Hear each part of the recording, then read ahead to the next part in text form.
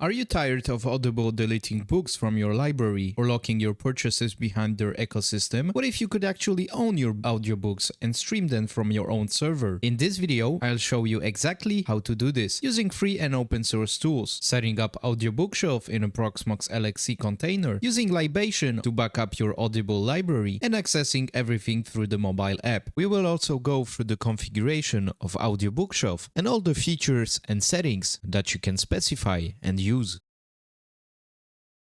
Click on Create City on the top right, add your hostname and add your password. Leave unprivileged container on and nesting on. Choose the Debian 13 template. For the disk, I will use 10 GB. This is enough. For the CPU, I choose 2 cores. For the memory, 4 GB and 0 swap. On the network tab, I choose the IP address of my container and the gateway. IPv6, I leave it on default, DNS, and confirm.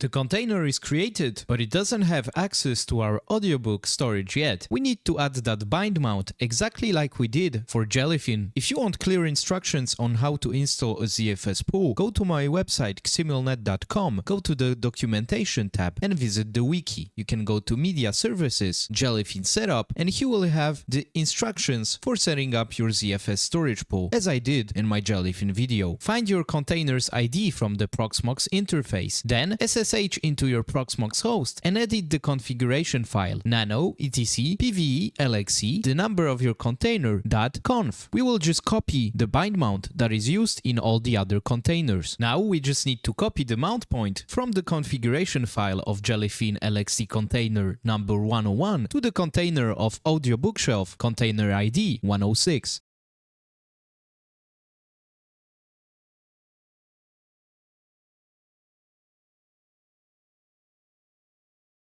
Once you pasted everything, click Ctrl X, Y and Enter to save the configuration. Now we can go to our LXC container and start it. Log in using root and the password specified during the configuration. First, we will check the bind mount using the command ls-la /mnt/ the name of our pool, for me, Jellyfin. As we can see, the mount point works and we see all the files inside it. Now we can use the clear command to clear our terminal. Now we use the other command to update our container. It is preferred to always do it on new containers. Go to the website, click on Documentation, Installation and Linux Install, and copy the command for activating the repository. As you can see, it has sudo, so we first need to use the command apt install sudo to add the sudo user. Now, paste the command that we copied before from the website, accept, and it will install.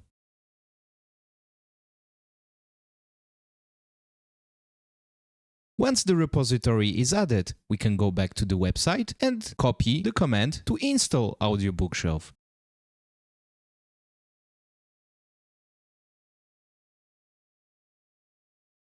Paste it and hit enter.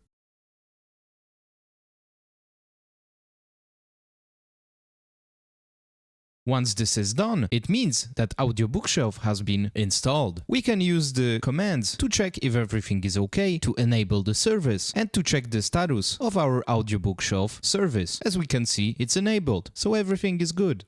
Now, we can go to the network tab, copy the IP address that we used before, and go to the GUI of our Audiobookshelf.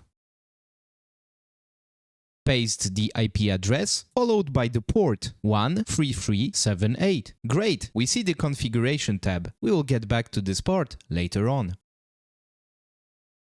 In order to install Libation, we can search for it, go to the GitHub repository, click on download, and select the operating system that we use. In my case, it's Windows. Click on it to start the download. Once it has been downloaded, click on it and follow the setup. Create a desktop shortcut and install.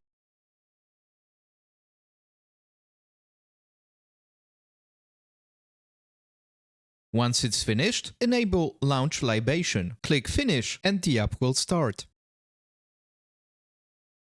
Once the Libation app has started, we can click New User, skip the guided tour, click on Import, No Accounts, Add Account.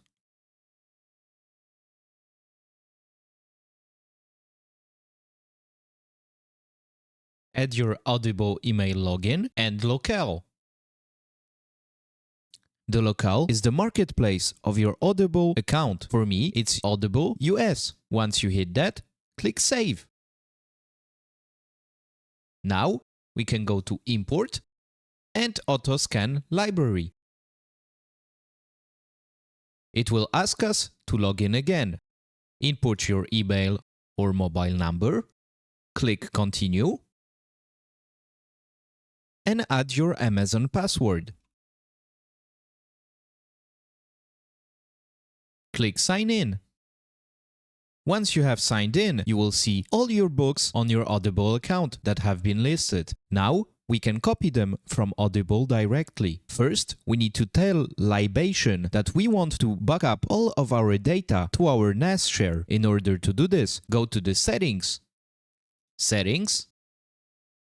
and in the book's location, select the second empty field. Click on the three dots, go to this PC, and add the share. Go to Audiobooks and select the folder. If you don't have a folder selected, you can also choose Create a new one. If you followed the guide for ZFS that I talked about before, you should already have the shares added to your Windows. Select the folder where you want your audiobooks to go and click Save.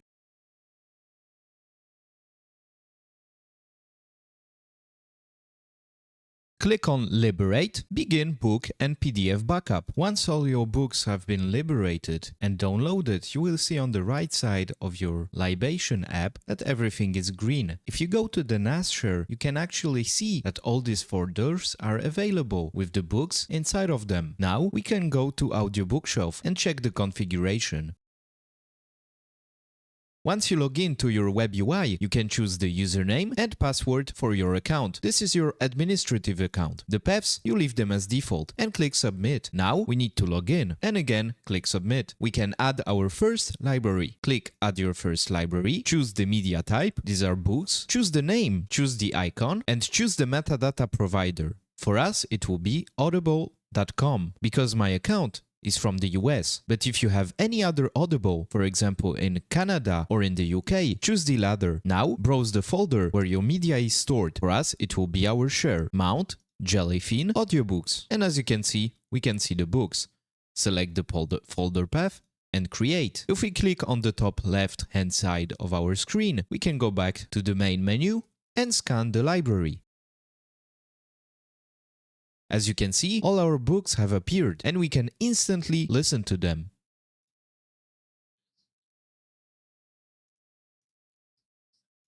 We can click on the X to close the player. As you can see, we have all the authors, but for some reason, sometimes the metadata doesn't match. So we can click Edit and Quick Match. It will try to find everything by themselves and click Save. Once you do it for every author and refresh the page, everything will be okay. If you have more books in your library and want to quickly search for them, either use the search bar on the top of your screen or go to Library and click on the upper right-hand corner of your screen and check for other genres, series, authors, etc. to quickly find the books that you want.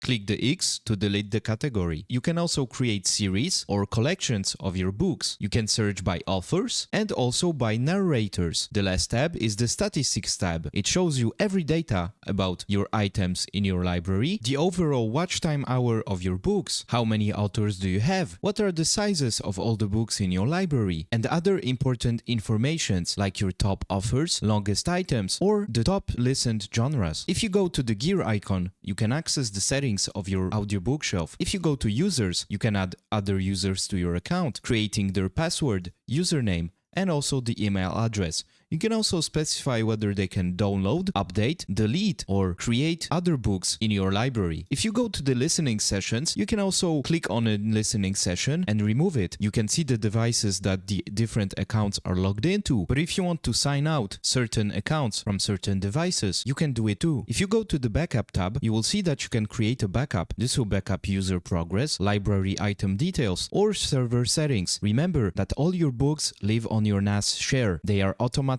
backed up if you have a configuration on Proxmox. The backup in Audiobookshelf doesn't include the books, only the settings. Finally, the Logs tab shows you all the logs that you need in terms of your server. The Notification tab lets you add your custom API that will let you notify every time a new book is published to one of your other accounts. And the email is the same. You can also send automated emails to your accounts.